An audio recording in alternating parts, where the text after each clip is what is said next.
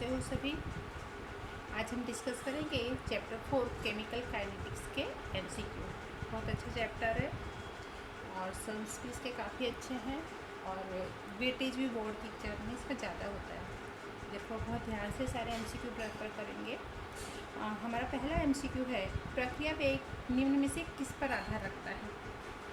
तो प्रक्रिया वेग के लिए हमारे पास 4 ऑप्शन है, प्रक्रिया का द्रव्यमान, प्रक्रिया की सक्रिय मात्रा, तीसरा ऑप्शन है प्रक्रिया का तुल्य भार और ऑप्शन डी है ए और बी। तो प्रक्रिया वेग प्रक्रिया की सक्रिय मात्रा पर आधार रखता है, ये हो जाएगा आपका आंसर। नेक्स्ट है शून्य क्रम की प्रक्रिया अर्थात क्या। इसके ऑप्शन देख लेते हैं। तो इसके ऑप्शन हैं, प्रक्रिया का वेग बराबर 0 हो ऐसी प्रक्रिया, शून्य केल्विन तापमान पर होने वाली प्रक्रिया, ऑप्शन सी है प्रक्रिया वेग बराबर वेग स्थिरांक के हो ऐसी प्रक्रिया, ऐसी ऑप्शन डी है ऐसी प्रक्रिया जिसमें रासायनिक प्रक्रिया में उत्पाद नहीं मिलते। तो शून्य क्रम की प्रक्रिया में आपने देखा होगा कि प्रक्रिया वेग बराबर क्या होता है के, दैट मीन्स वेग स्थिरांक के इक्वल टू प्रक्रिया वेग हो ऐसी प्रक्रिया कैसी होती है, शून्य क्रम की प्रक्रिया होती है। ठीक है, इसका आंसर हो जाएगा ऑप्शन नंबर सी। हमारा नेक्स्ट क्वेश्चन है, एक प्रक्रिया का विकलन वेग निम्नानुसार अभिव्यक्ति निम्नानुसार है, तो उसका हमको क्या निकालना है, प्रक्रिया का क्रम। चलिए क्वेश्चन देखते हैं आगे। तो दिया हुआ है वेग आपको, वेग is equal to minus d r upon d t is equal to k r power 4/5 t power -1/5, r is equal to reactant and t for product. तो इस प्रक्रिया की कोटि कितनी होगी, कोटि हमको निकालनी है। तो प्रक्रिया की कोटि, हमारा वेग का सूत्र होता है, वेग बराबर अगर आपको दिया हो कि ए की घात एक्स बी की घात वाई, तो आपकी कोटि ज्ञात करने का फॉर्मूला होता है x plus y, that means जो घातें हों उनको जोड़ दीजिए। तो यहाँ आर की घात दी है 4/5 और टी की घात दी है 1/5, तो 4 में से एक क्या 3/5, तो आपकी प्रक्रिया की कोटि क्या आ जाएगी 3/5। Got it. चलिए नेक्स्ट क्वेश्चन पर चलते हैं।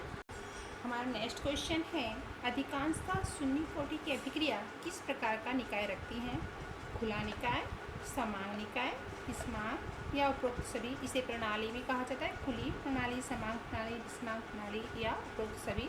तो अधिकांशतः शून्य कोटि की जो अभिक्रियाएं हैं विस्मांग निकाय रखती हैं, तो आपका ऑप्शन सी सही हो जाएगा।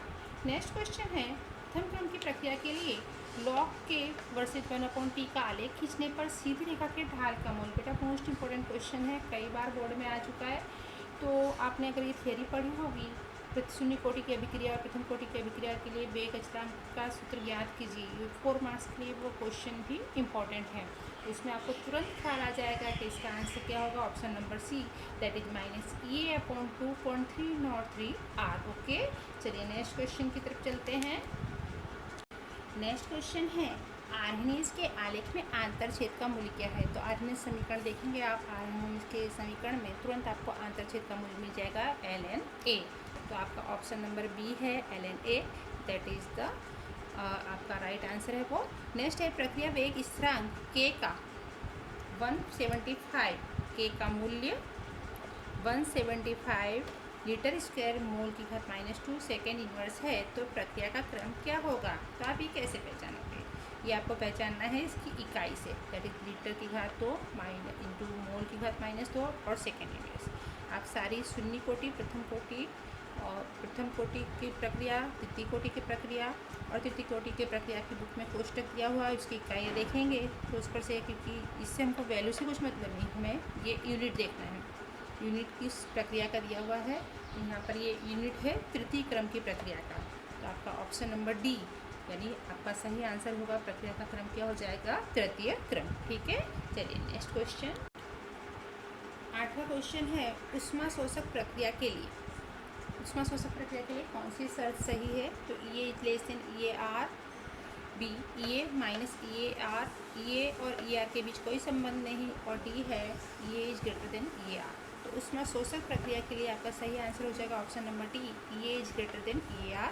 सेम क्वेश्चन अगर ऊष्मा क्षेपक प्रक्रिया के लिए होता तो आपका आंसर उल्टा हो जाता, that means EA > EAR। Okay, next question है शून्य क्रम की प्रक्रिया के लिए शांतावर्षीय समय के आलेख का ढाल का मूल्य कितना मिलेगा। तो ये भी आप क्वेश्चन पर से डायरेक्ट तैयार कर सकते हो।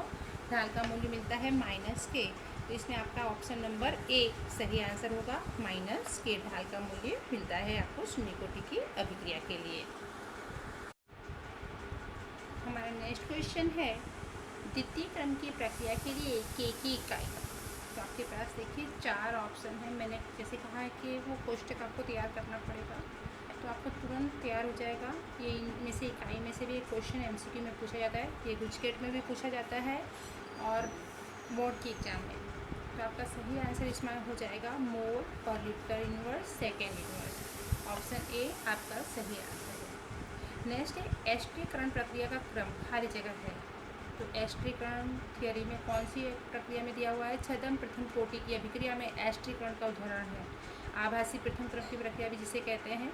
तो एस्ट्रीकरण प्रक्रिया का क्रम यानी कोटि होगी छद्म प्रथम कोटि, या आपको ऐसा पूछा जाए निम्न में से कौन सी प्रक्रिया छद्म प्रथम कोटि की है, तो एस्ट्रीकरण प्रक्रिया बेटा छद्म प्रथम कोटि की अभिक्रिया के रूप में जानी जाती है। नेक्स्ट क्वेश्चन पे जाते हैं।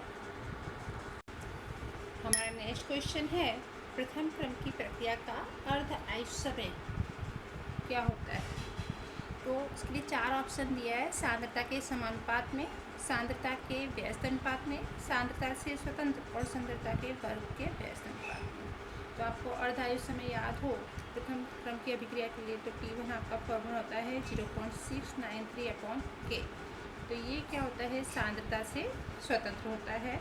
तो ये आपका सही आंसर हो जाएगा सांद्रता से स्वतंत्र, that is the option number c. ठीक है, चलिए नेक्स्ट क्वेश्चन आपके लिए। नेक्स्ट क्वेश्चन है x + y गिव्स xy। प्रक्रिया का कुल प्रक्रिया क्रम है 3। ध्यान से देखिएगा, कुल कोटि है 3। प्रक्रिया x के संदर्भ में, प्रक्रिया के x के संदर्भ में प्रक्रिया क्रम 2 है। तो इस प्रक्रिया का विकलन वेग समीकरण कौन सा सही होगा। ध्यान से देखिए, टोटल 3 किस में आ रहा है, तो सब में 3 ही आ रहा है, आप देख लीजिए। लेकिन यहाँ पर क्या है, प्रक्रिया के x के संदर्भ में प्रक्रिया क्रम 2 है। तो x की घात कितनी होनी चाहिए, 2। तो y की घात अपने आप 1। तो और ये दोनों निकल गए, x की घात 2। तो आपका सही आंसर हो जाएगा ऑप्शन नंबर बी। हमारा नेक्स्ट क्वेश्चन है, इसलिए क्वेश्चन तो मुझे स्टार्टिंग में ही बताना चाहिए था, बट देख लीजिए। R2P के लिए प्रक्रिया वेग का सही सूत्र क्या है।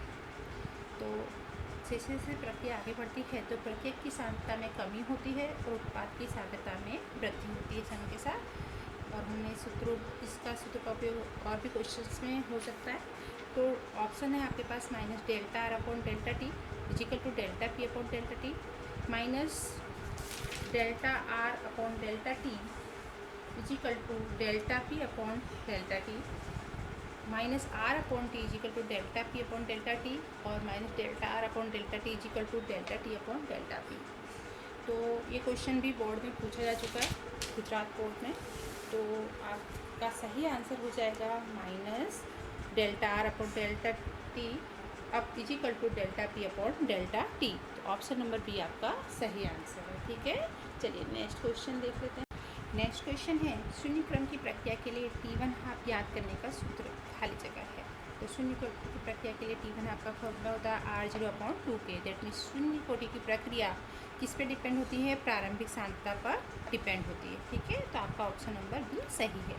नेक्स्ट है उसी से रिलेटेड क्वेश्चन है, शून्य क्रम की प्रक्रिया के लिए क्या सही है। तो T1 half proportional to 1/R0, T1 half proportional to R0, T1 half proportional to 1/R0²।